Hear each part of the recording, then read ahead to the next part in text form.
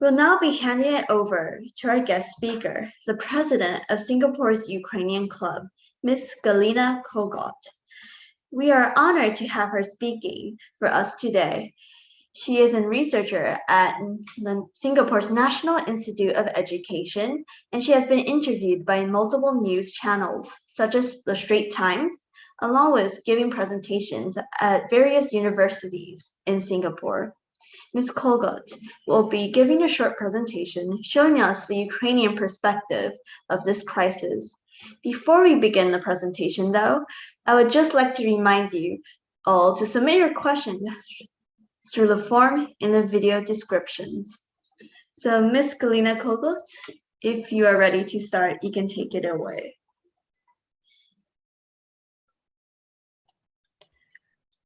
Thank you very much, Emma. Thank you for your introduction, and thanks to everyone for inviting me to today here at your meeting to speak about Ukraine and to answer you later when I have my talk. You can go ahead and answer any questions which you are interested in. So please feel free to answer whatever questions you have. Let me share my presentation. Would you allow me to, or do you have my presentation? Maybe Emma, will you be sharing on your side, or do I do it on my side? Let me check. I believe you should have sharing permissions on your side. Let me check. Yeah, I can, I think, yeah.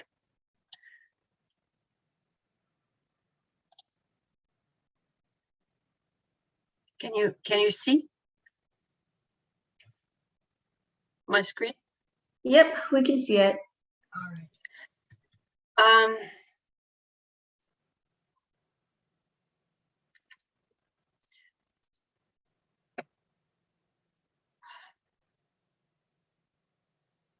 Sorry.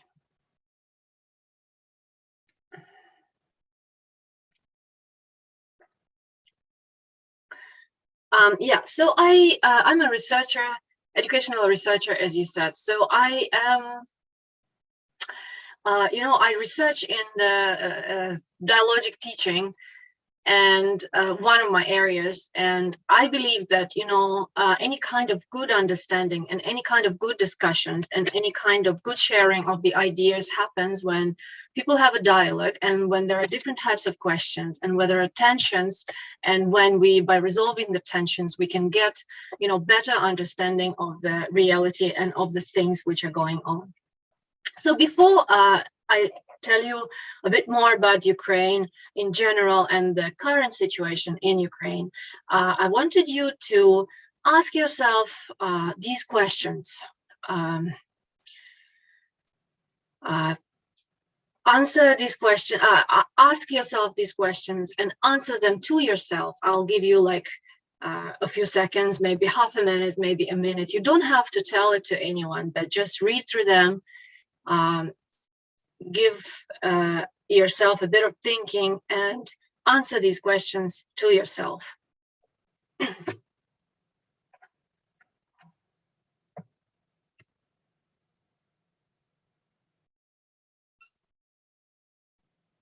So these are the, the questions which a human being, this is the, to me, these are the core questions which every human being in the current age should keep in mind before forming their opinion about things which are happening in the political situation in the world. When we're looking at Ukraine and what is going on in Ukraine, we know that the war started on the 24th of February, and then there are different perspectives on what is going on. So we have, we are talking about the Russian lens, we are talking about the Western lens of the things, how things are seen on what is happening in Ukraine. But actually, usually this kind of vision, this kind of lenses, they give a tunnel vision, and this vision can be also tainted. So I guess a good way to see the situation is to really try to understand it from the point of view of a Ukrainian eye, of the eyes of the Ukrainians, of what is going on. So the thing is, like in the history, you know, I'll be talking about Ukraine has a long history of like Ukraine. Kiev was founded in 6th, 7th century, but talking about the newest history, the past recent century, what was going on in Ukraine. When we look at it, when we look at the whole situation around the country which is called Ukraine, it's pretty obvious, like from our perspective, and we are trying to, like I as a Ukrainian, I'm trying to explain this to people, that the stance is that everyone wants Ukraine, but no one wants Ukrainians, you know. From the beginning of the 20th century, last century, when Ukraine was sort of like occupied by the, in Russia, there was an overturn of the power in 1917, and then they started going around with their army getting land. So Ukraine was occupied, and then there were a few really, really serious things which happened. So there was the famine in 1921, which was caused by many, factors. Then there was the genocide engineered, especially in 1933, which is, we call it Holodomor, where millions of people died, where artificially the grains were taken away from people and sent, like imported or just, used for industrialization of the country. There was the engineered famine after the Second World War in 1946.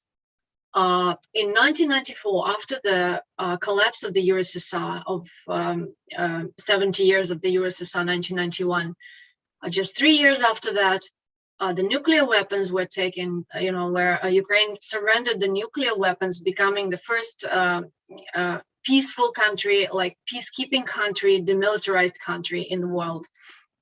So the country which had the nuclear weapons, but which surrendered it.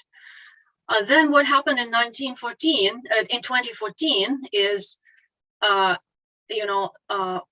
was certain things historically which happened in Ukraine, and then Russia grabbed, Crimea, just took it, sort of like having the unauthorized, illegitimate referendum, and just literally that was the grab of the land. And then in 2022 we have invasion of Ukraine. So why does everyone want Ukraine? What is so special about it? It's a country which is rich in natural resources. So you can have a look at a list of the main natural resources which are available in Ukraine. So it's the first place in Europe, and proven recoverable reserves of uranium ores, second place in Europe and 10th place in the world in terms of titanium ore reserves, second place in the world in terms of explored reserves of manganese ores, second largest iron ore reserves in the world, and so on. So it's a rich, it's a place, it's a land which is rich in resources.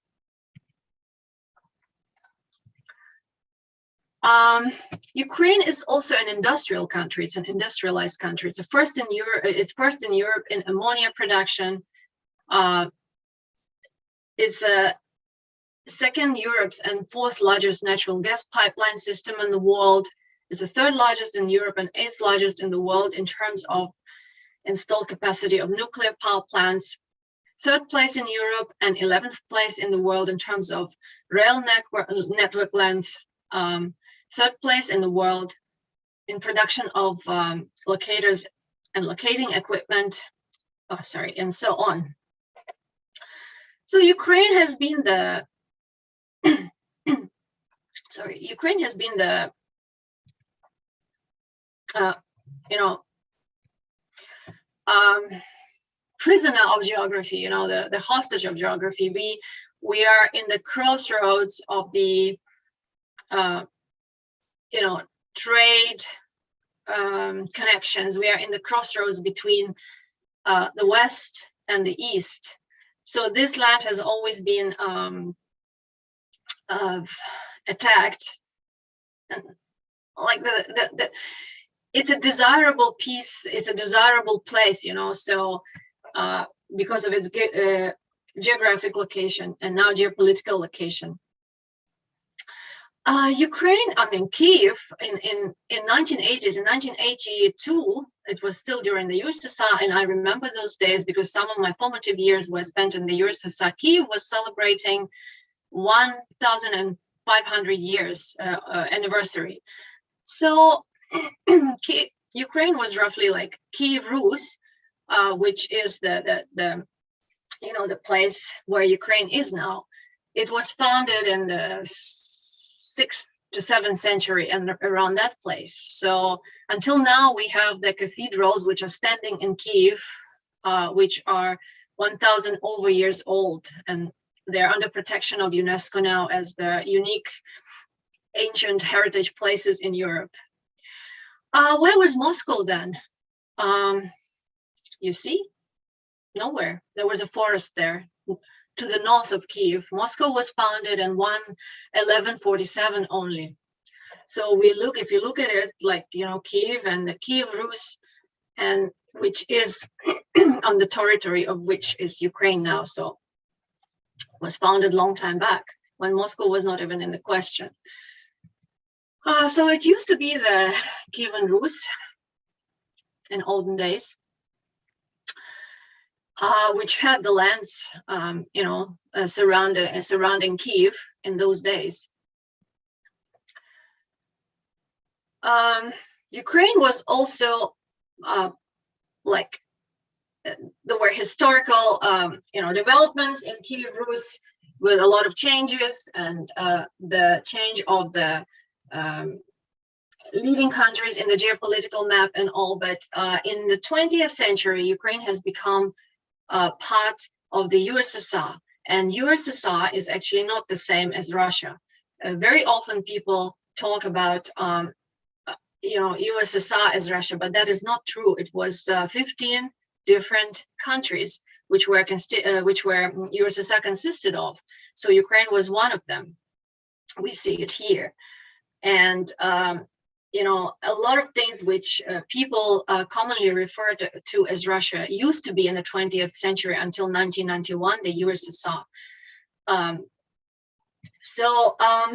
Going back to, you know, history and the people around which Ukraine sort of like formed as a nation. So we had the Kievan Rus first, which had its ups around the 10th or 11th century. Then after that, there was a Mongol Tatar conquering. And after that, when the Mongol Tatars left Kievan Rus and those lands, we have the formation, which is now, which is the start of the, you know, the people and the nation, the formation of the modern Ukraine. So Ukraine organized around the people, the core of the people of Ukraine is formed by the Cossacks. We have the recordings of the Cossacks back as, you know, as early as the 13th century. The Cossacks were the warriors who were living at the territory of the Kievan Rus and then the Ukraine, the now Ukraine. They were forming the, you know, they were going to the banks of the Dnieper River closer to the Black Sea, and then they were forming the battalions of the warriors. So these people were usually, you know, like agricultural families. The Cossacks, in the normal, like peaceful times, they would grow their crops. They will have their households.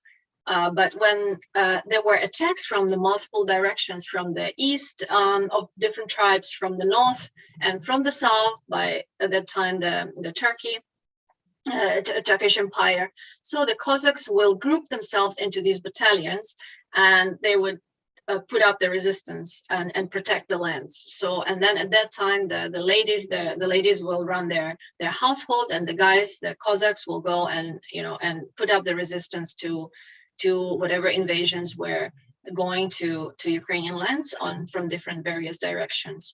So these formations, these Cossacks formations, they were always, formed on the basis of democracy. The warriors were electing their own leaders. The warriors were willing to form around those leaders, and they were mobilizing their forces whenever it was needed. So it was a democratic, the Kiev, not Kiev, but Cossack siege, Zaporizhzhia siege, which was formed around 13th, 14th century. It was a democratic formation based on the principles of democracy always. So there was very long and complicated history of relationships between these, Ukrainian lands and the Cossacks and the Russian Empire, which started forming around Moscow. There was a series of huge different battles where each of the sides would take, lead at different points in time. And in the 16th century, beginning of the 17th century, Russians have conquered Zaporizhzhia siege, and they have destroyed basically the warrior formation and colonized Ukrainian lands. So the last leader of the Zaporizhzhia siege was sent into exile. However, so Ukraine sort of like became colonized by Russia, but it didn't prevent Ukraine from developing on its own. Also, culturally and in other ways. So the first ever university, the first university in Eastern Europe was actually founded in Ukraine in 1661. It's Kyiv-Mohyla Academy. It's still there. It's still operating, and I studied there. So it's pretty much, it was banned in the times of the USSR because there was an attempt to sort of like totally put a ban on the Ukrainian culture, just, anything which was related to Ukrainian independence at any point in time, at any kind of like resistance by Ukraine, it was covered, and it was censored by the propaganda by the USSR machine. But we do, the first ever university in the Eastern Europe is in Kyiv. It's Kyiv-Mohyla Academy, Kyiv-Mohyla University.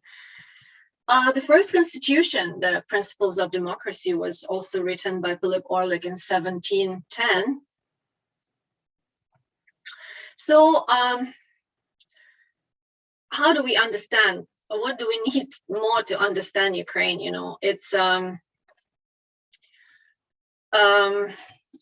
as I said, it's a country which is surrounded by different nations. We have Russia in the east, we have Poland in the west, we have Belarus in the north, Moldova and Romania in the southwest. And we have Crimea, which is now annexed, which is stolen, which hasn't gone back to Ukraine. And then we have Turkey in the south across the sea. So this is the, I don't know, Emma, I still have time, right? Am I running out of time? Oh no, you still have plenty of time. Okay. So this is the density of the population in Ukraine. You see, like, this is how the population is dispersed. We have higher density here in the east, in the industrial areas, and in the central part. And some of the parts in the west, yeah. So if you see, like, we do have the demographic crisis, and so the population, as in many countries in Europe, the population is aging, and we have the mortality rate which is higher than the birth rate. So it's just the general trends for the population. This is just to give the rough idea, this is the average monthly salary. Ukraine is not a rich country. We have developed a lot ever since the breakdown of the USSR and the crisis in the economy of 1990s, but there's still a long way to go. Language-wise, like a popular myth that Ukrainians speak Russian. When you look at the map about the distribution of how language is spoken, that is really not exactly the case. Like 70, even before the war, around 75, more than that, up to 80% of the people who were, respondents in the surveys were saying that their mother tongue is Ukrainian. Only about 20% of people were saying, slightly over 20% were saying that their native language is Russian.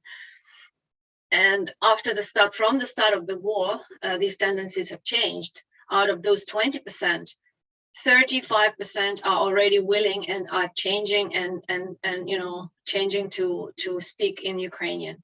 So it's also like, and we have a lot of many other minorities, like we have people who speak Polish, we have people who speak Romanian, we have people who speak Hungarian here on the border of Hungary, and they have Hungarian schools. They're all Bulgarians, they're Greek people, and some of them even have their national, even have the classes and schools having in their own languages. So it's a very diverse situation, but the majority, it's sort of like we do have this, most of the people do speak Ukrainian. So that is also a myth, then we do have the Russian population now here because Crimea is annexed. And then we do have people who speak Russian here in the East, but that's about it. Ethnicity-wise, like I said, there are different ethnic groups. The majority is Ukrainians. There's about 20% of Russians, but we also have Bulgarians, Romanians, Moldovans, Hungarians, and we have some Greek settlements in the southern parts of Ukraine. They've pretty much assimilated, but they still remember, their heritage. Religion-wise, Ukraine is also quite we have it's pretty much Christianity everywhere, but sort of like different branches of Christianity, but mainly it is Greek Catholic Church, which is a Union Church, which was historically formed around like 17th century, around there. And then we also have Orthodox, which about over 60% of Ukraine is Orthodox, and then we do have some Muslim population dispersed around Ukraine, and we had a lot of Muslim population in Crimea. So why is Ukraine fighting? What is happening? We had as I mentioned earlier, there was the surrender of the nuclear weapons in 1994, because Ukraine was had the most of the nuclear weapons after Russia in the post-USSR area, in the post-USSR territory. So Ukraine had headed and given up over 1,600 nuclear weapons to Russia in exchange for a peace treaty and a guarantee which like Russia technically guaranteed that that Ukraine will be keeping their sovereignty and the territory will not be compromised, and Russia will never invade or threaten Ukraine, or if anybody threatens Ukraine, then Russia will be as a guarantor of its safety. So this is what happened. This memorandum was signed in 1994. So what happens? Just in 20 years, in 2014, after the Euromaidan, when the corrupt president refuses to follow the will of the people who elected him and gives up, turns 180 degrees to Russia from European kind of like integration into Europe. So the people are not happy. there is unrest, and then Russia takes over, and Russia, like capitalizing on the unrest and the unrest situation, Russia immediately annexes, and was literally like, euphemism for stealing the land of the neighboring country, Ukraine, takes Crimea. So as a result of this, the war was going on since 2014 until now to 2022 in the eastern areas of of Ukraine, in like parts of Luhansk and Donetsk here. And in 2022, it attacks Ukraine on all directions, in all cities. On the 24th, the massive blast, the bombing happened around all the cities. So if somebody was saying that if there is any safe place where people can go from the east to the west, there is no such place ever since the beginning of the war, because the bombing and the blasting and shelling is happening everywhere. So this is what is happening. We have the hottest and the most unfortunate and the most horrible place, Mariupol, which is a port city, which lies on the way from Crimea to Russia on land, which Russia is fighting very heavily for, and Ukraine is also standing for it because Ukraine doesn't want to be occupied. So we had the bombing of the maternity house. We have pictures here in Mariupol. From the beginning of the war, which is slightly over 30 days, it's 37th day today, about 2,000 civilians were killed, that is registered, and many of the civilians' body have not been recognized and and accounted for yet. So by now we have about 2,000 of civilians killed, out of which about at that time when this meme was done, it was 109 children. Now it is more. So in Lviv they put the empty prams and had a minute of silence to symbolize the killing and the death of the innocent people in this war. So Putin's rhetorics, Putin's discourse, which he has been pushing forward for many years, is that Ukraine is not a country. There is no such thing as Ukraine. It was artificially formed, and the people are just, waiting there, sitting there, and waiting for Russia to come and take them over. So his logic is what Russia is saying. They're just denying everything. They don't say it's a war. They say it's a special military operation where they need to denazify, demilitarize, and liberate Russians in Ukraine. But what kind of logic is this? Who are you trying to denazify? The Russians, ever since the war started, they bombed the Holocaust memorials. The president of Ukraine is now ethnic Jewish. The president who stood with Ukraine, who said that he's not leaving the country and he's standing with his people. So demilitarization. How do you demilitarize Ukraine? By bombing maternity houses, by bombing schools, by bombing the houses of the civilians. And now the life in Ukraine is disrupted. There is a huge humanitarian crisis. So what kind of logic is this, if you think about it? So it's not about, when we talk about, when we talk about Ukraine and the conflict, very often people ask that, is this about NATO? Is this about Ukraine is going to join NATO? As far as I see it, and as far as Ukrainians see it, and as far as the common sense people see it, it is not. So as I said, like I said before, there was a Euromaidan where people protested against the policy of the corrupt president, which he was elected on the basis that he will do everything to integrate Ukraine with the European, values and Europe. But this didn't happen, so people went to protest. Also, during the times of the USSR, there was this, the human chain.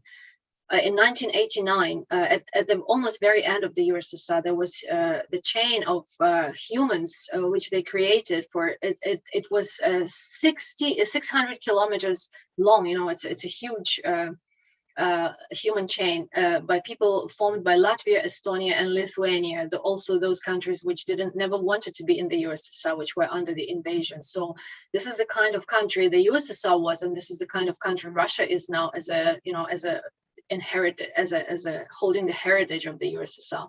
So I mean, if you think about it, why does everyone want to run away from it? Why does everyone want to get freed from it if you're so good? So if you look at it, if you look at the NATO presence in Europe, we see that the Baltic countries are already in NATO. So they are already bordering in Ukraine. So what is it there? They are already bordering on Russia. So what is it there? Is it really about NATO? No. If we talk about Ukraine that is divided, that is also not true. We can see that the US is even, more divided. Like when we had the elections in 2019, most of the population voted for the current president. So we don't have this kind of like, we are not even divided by the way people voted, So there is only one small portion which voted for the other person, and then almost unanimously people voted for the current president. So there is no division per se. Some people ask questions about Azov battalion, how Nazi it is and all. There were some representation of the right-wing parties in the beginning of it, but that right-wing party, it didn't even go to parliament. It took 1%. So there is no influence of that. And now Azov battalion has been it's been formed in 2014, but now a lot of formations are fighting there. People with different views, people with different, even sometimes diametrally opposite views. They are fighting hand to hand, they are now fighting primarily in Mariupol. So they are fighting to chase away they are fighting against the invasion. So it's not true that Azov battalion is formed by Nazis. It's just one of another Russian myths. How can this end? It's difficult to say, but what I want everyone to understand that the war is very real, even though we might think that it's far away, but it's not. If we look at Kyiv and we look at Europe, it's a very close proximity, So if anything, everyone else is in danger. So it's a real danger, and it's a real thing to think about. I had a small survey where people were saying, how long do you think the Ukraine-Russia war will last? So this is the just a couple of weeks back we had a survey. So this is the general trends of what people think about it. So these are the possible ways how the war can end. So Putin admits defeat and leaves with the current Ukrainian government still in place. Putin gets rid of current Ukrainian government, installs a puppet government, and leaves a military presence to help the puppet government stomp out unrest. Putin wins, wipes out the government, and suppresses Ukrainian resistance, declares Ukraine a Russian state, and keeps it under military rule. NATO, US joins the party, and World War III begins. Or someone takes out Putin and the Russian military machine, just calls it quits and goes home. So these are like possible options. How can we help in this real war, which has created a huge humanitarian crisis?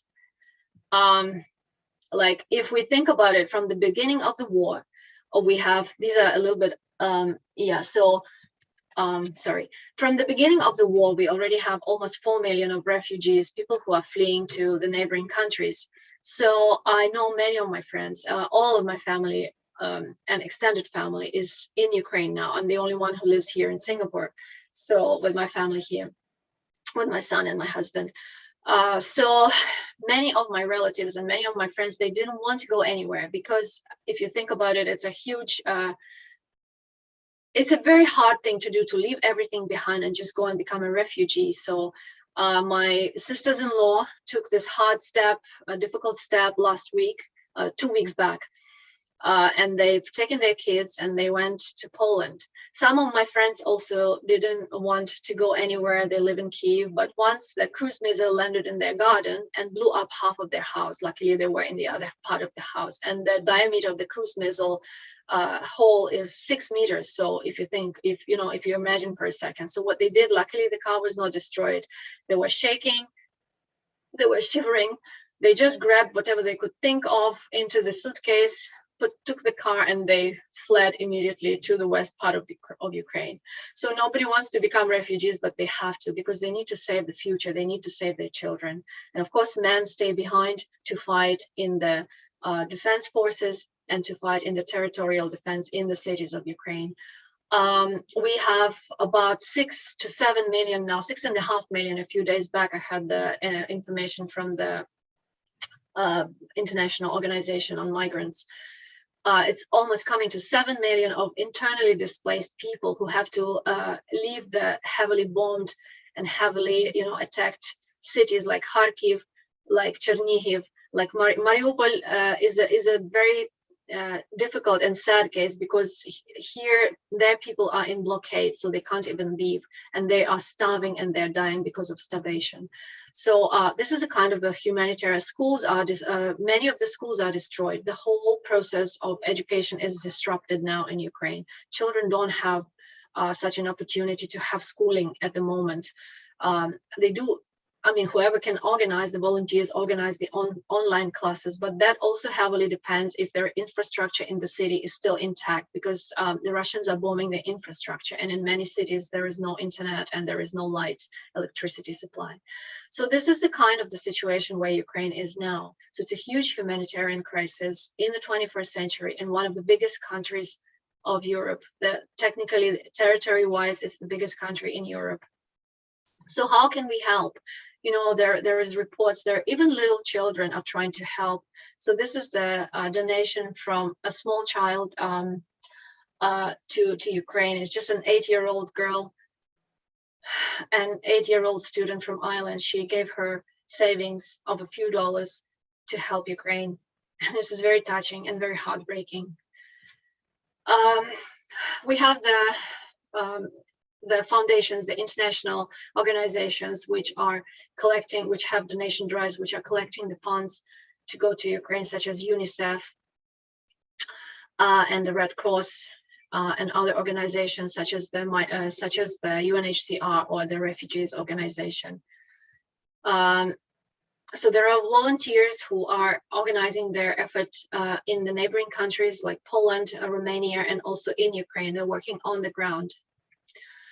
So there is a web page also, which is called Humans from Ukraine, where there is updated information about Ukraine, what's going on in Ukraine, the recent updates. Every day this page is updated, so you can get the information. And information as important in the modern age as anything else, as even the tangible assets, because information is how we view the things, how we view the problem, and how we are willing to support and help. So if somebody has a clear understanding, somebody stands for the values and the democratic, democratic values and democratic principles, it's good to to explain to others who maybe lack such an understanding, they don't understand what's going on. So this is the Facebook page, Humans from Ukraine, and these are this is the links which can be like this is what I was using. So so we can have I don't have this. We can have we are doing I don't see I'm sorry. I don't see the link. Maybe probably you also have that link. I didn't include this. This is the link for the Red Cross and the UNDP and UNHCR to do the donation. So I'm done for now. And if you have any questions, please feel free to ask.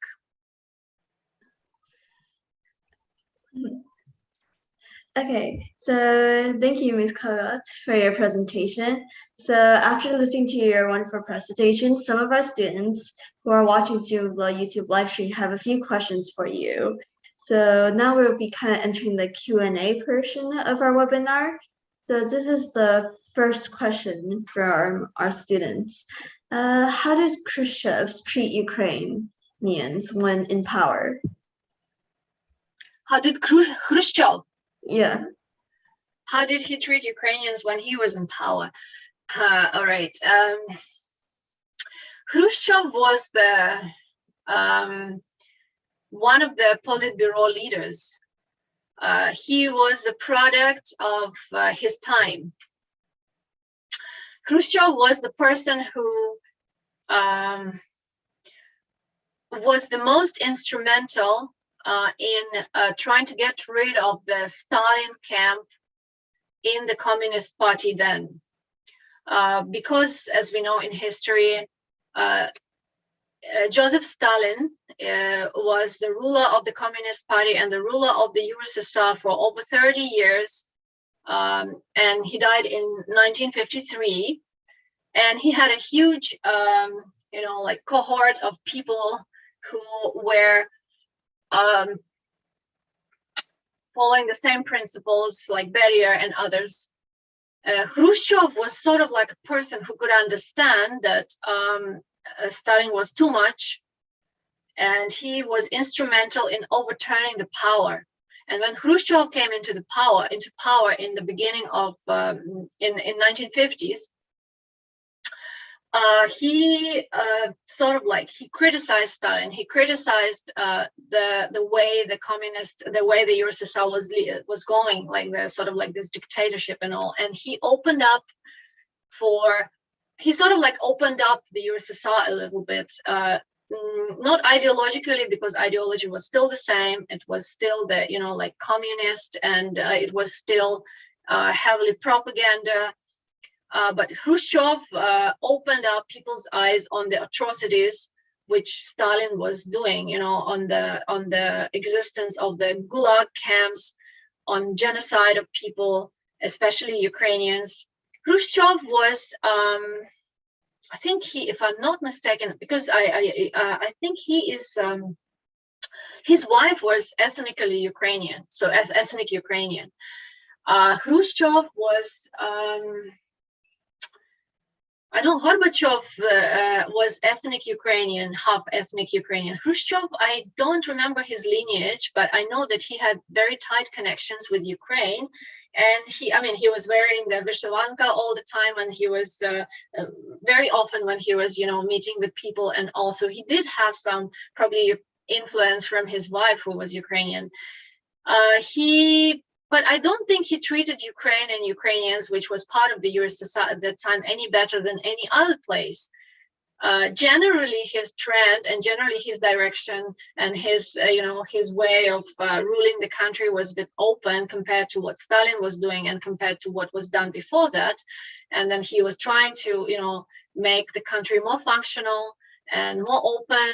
At least, there were some international relationships established, but I don't think he treated Ukraine and Ukrainians in any better way. Like there is this common belief that he has given Crimea to Ukraine, but actually that was given in exchange for the lands in the east of Ukraine, which is Belgorod, and part of Rostov Oblast and all. So the reason to give Crimea to sort of like connect Crimea to Ukraine was that this part of land was not connected on land with Russia at all. So economically, it was very difficult to support. I mean, it was the USSR, so economically they still had to, run their own things. The power was centralized, but the republics were given some money to run their own territories economically.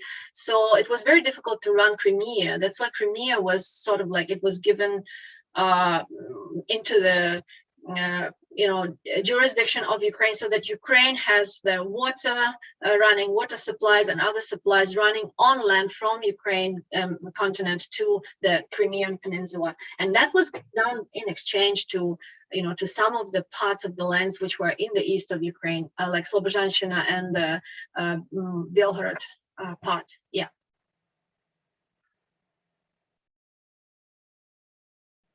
Okay. So thank you for your response. Our next question from our students is, do you believe the sanctions imposed on Russia by Western nations are enough? Can they do more to support Ukraine?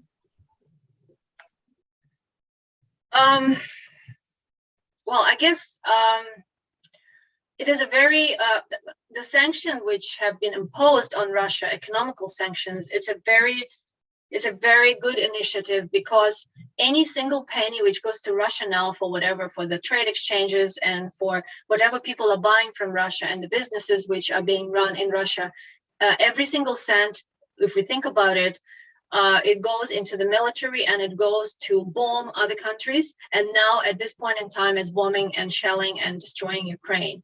So Russia has to understand that this is not the way to go. So the sanctions it's a good thing to do, because otherwise, if we are supporting the business, if the sanctions, if there are no sanctions on Russia, it means that like silently the country is supporting the military invasion of Russia, of Ukraine by Russia or any other country to that to that end.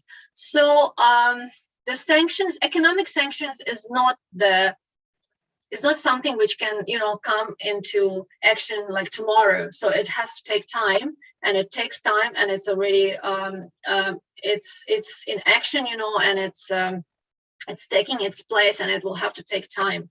Another thing which other countries should really consider is their dependence on on the Russian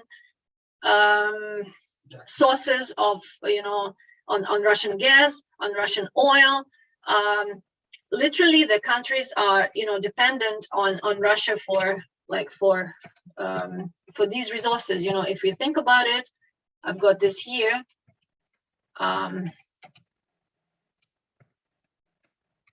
Yeah, so these are the countries, and this is how they depend on Russian gas. So something has to be done with this, and if there are specific steps.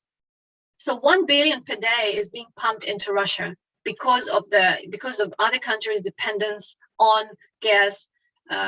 For example, you see here how some of the countries are 100% dependent on Russian gas. Some of the countries are partially depending, like such country as Germany in Europe, in the center of Europe, is 49% dependent on Russian gas. We have Italy, we have even Poland. Many of them are restructuring now, but this has to be done. If people don't stop being dependent on Russian sources of gas and oil,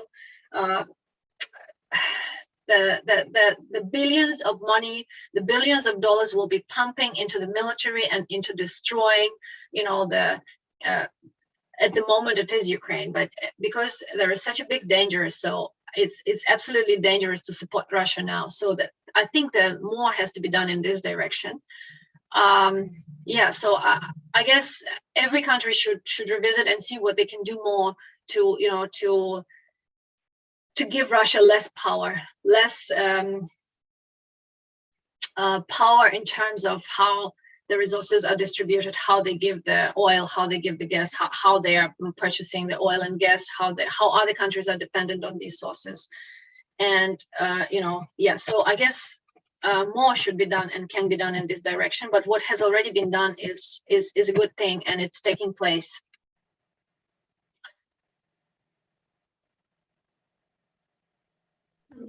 Okay, and so in connection to like what more European nations can do you think like at the end do you think there's going to be an end of the conflict, and if there is an end, what will this result in, especially in kind of like what will happen in Ukraine, relations with Russia, and how the European Union or in the rest of the world will be affected if there is an end to this conflict? I think the world is already affected by this war, because if you look at it, Ukraine is if we think about it, Ukraine is one of the largest producers of of the agricultural product. Like we produce grains, we produce other goods, and it's now March, we're beginning of April. So this is the time when the harvesting has to be done, but harvesting can't be done because the country which is the major producer of food is in war with the neighboring country who's attacking it. So it can actually directly influence the food supplies and the chain supplies everywhere else in the world. Definitely this war has to end. At the moment of what I see, the demands of Russian side is for Ukraine to still, put down the weapons, demilitarize, denazify. They want to have their special operation, which they refuse to call a war and invasion and bombing. They call it a special operation with a certain mission of demilitarizing. They're still adamantly demanding that. So to Ukraine, it's not acceptable. It's like saying, like if a woman is raped, she should just, stop resisting. So that is not acceptable for Ukraine, because the people are being killed. They're innocent civilians, and the war crimes are being made. So it's not acceptable to Ukraine. So that's why, there are negotiations, because Ukraine is a peaceful country, and from the beginning of the war, there was no single shooting or bombing from Ukraine to Russian side. The only thing what we do is defending. So we are doing counter offense, but we are not playing offensive on the territory of Russia. And that is obvious. And this is not what we want to do. We don't have the goal of going and bombing Russian cities. What we want to do is Russia to, take away their troops, to go back. And we want the sovereignty, and we want independence. We don't want to be part of Russia. And that was very clearly shown by Ukrainian population. There was a total, defense from day one, from everyone, absolutely everyone in Ukraine, that we are a separate country, we are going to defend. And for us, we can't settle for anything else. We can't settle for huge, large territory of Ukraine being occupied by Russia. So there is still this, even the negotiations are going on, but they're not acceptable. The conditions which Russia is putting in front of Ukraine, is giving to Ukraine, are not acceptable by Ukrainians, because we want peace.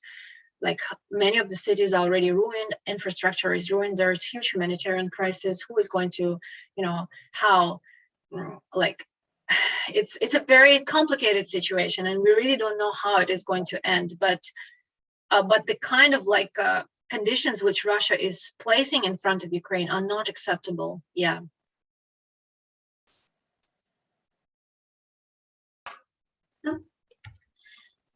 Okay, thank you. In relation to kind of the more of end of this crisis idea, do you think the negotiations will go through, or do you think that the war will be drawn out? Well, there has to be some end to the war, so and the war should end with the withdrawal of Russian troops from the territory of Ukraine, because what they're doing is against against the international laws, against the human rights. So it's really difficult for me to say how it is going to end, but it has to end in an acceptable way for the people and for the country, for Ukraine. If the Ukraine will still go and hold the negotiations, because our aim is not to fight. Our aim is not to kill the people and all. We are only fighting because Ukraine is only fighting because Ukraine is defending the people and defending the territories and defending the country. So if you think about it, Ukraine is not fighting because they want to prove anything. They're fighting for their existence. They're fighting for their rights. They're fighting for the very right at the moment, the very basic right of a human to live, to exist. So so that this war has to stop, but it can't stop, on the conditions that half of the territory is occupied, half a territory is being destroyed. What Russian troops are doing now, they are simply, in those parts. They're simply murdering the locals and all. This is not acceptable terms and conditions, and they have to withdraw their troops. Somehow there has to be, there has to be the point where they understand that they have to withdraw, they have to go back. Because if they don't, I really don't see, like that Ukrainian nation, that Ukrainian people are going to surrender. I really don't see that. I really don't see that in the spirit. I really don't see that in their desire. I really don't see that there is no way. If that was going to happen, that would have happened in the first few days, but this never happened. And this is not what the people want. So the country is always about the people, and this is not what Ukrainian people want. That's great to hear. I was wondering, so what do you think is one important thing that, especially like people who are not from Ukraine, outside foreigners, need to know about this kind of crisis, about kind of like what must we know?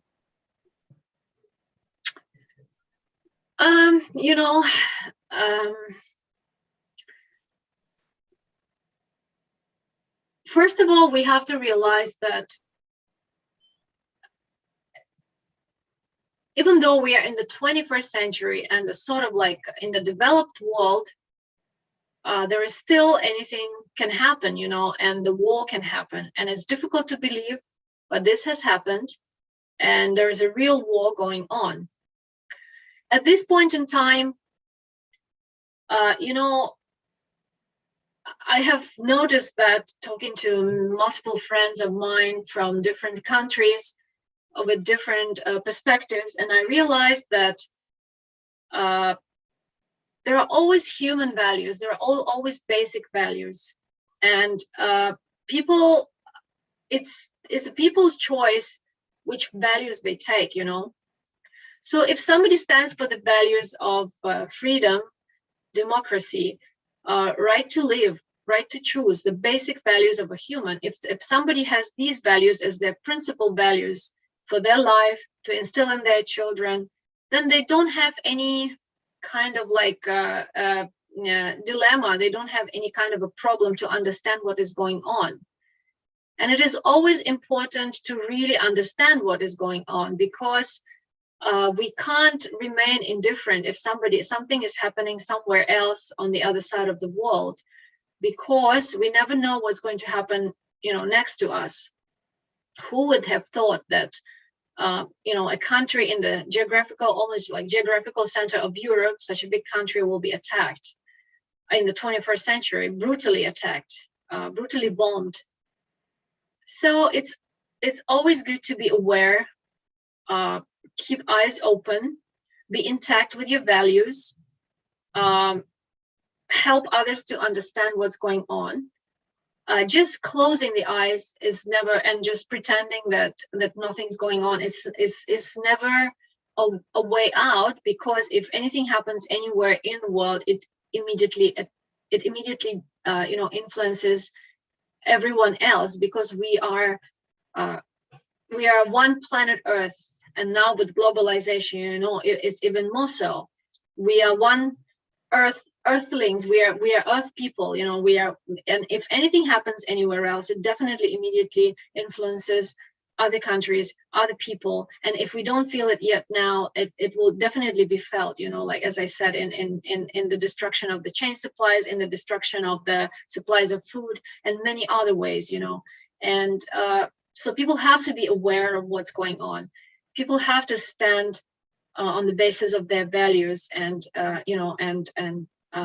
help others understand if that's difficult for others. And always be aware that we can't. We have to know what's going on, and we have to be updated, and we have to participate. We have to take side and stand by and help.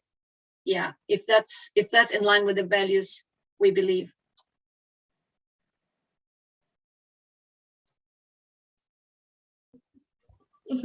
Thank you. And one of our last question is kind of like, knowing this, what can our school do more to kind of help? I guess there are like sort of like three, maybe 2 or 3 main directions. Is yeah, as like everyone else is trying to help, is whoever can make donations to the organizations who are giving help to the Ukrainians who are in crisis, because there is a humanitarian crisis. So if anyone has the resources, I would, I would urge them, I would invite them to help, and we're all helping. We are all putting money into this. Another way is to stay vigilant and informed, and be very careful with the kind of information which is appearing, like on the net, and all. Be aware of the fakes, be aware of the propaganda.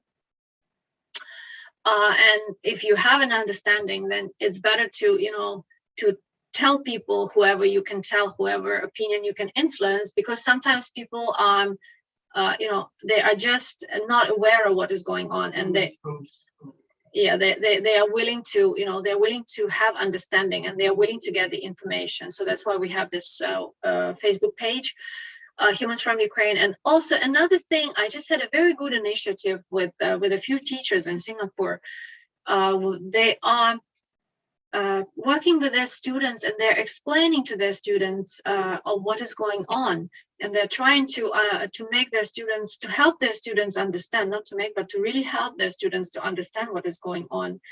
And the students came out with this beautiful initiative of writing the encouraging words to Ukrainian children, which I thought was very, very helpful, because, and I'm collecting those, like they were having the lessons, some series of lessons for social studies based on the Ukrainian war, and the students were writing their encouraging words to the people, to the children and the students of the same age or younger of Ukraine, and they were writing those encouraging words. And I'm now collecting all those, and I'm trying to see how to channel that, to pass it to Ukrainian side. So that the kids there, because it's a crisis there. Some of the children can't even go to school. They are in dismay. There's a lot of hardship and difficulty. So they're hearing encouraging words from the children from somewhere else in the world is very, very, very helpful. So we do that too. So that is also one way to go. So donations, being informed, staying clear on what's going on, and not compromising on the values, and supportive, emotional support to the people is also very important.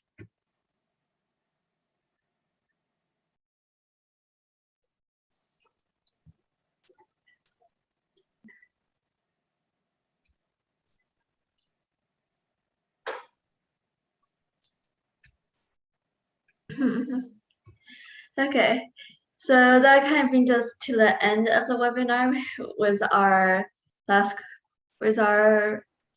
final question. And it's lovely to hear about like all of the things that our school could do as well. And so we'd like to thank you, Ms. Kogot, for taking time out of your day to come and inform us about more of the Ukrainian side of this crisis, and to kind of use your knowledge and your experience to give us a more personal perspective about the Russo-Ukrainian War.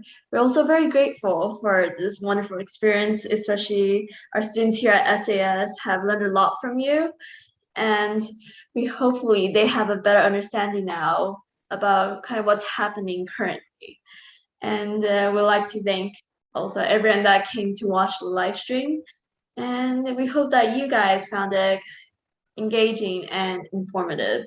So now we wish that everyone has a good rest of the day, and don't forget to donate with the link that's in the live stream description. That's all. Thank you.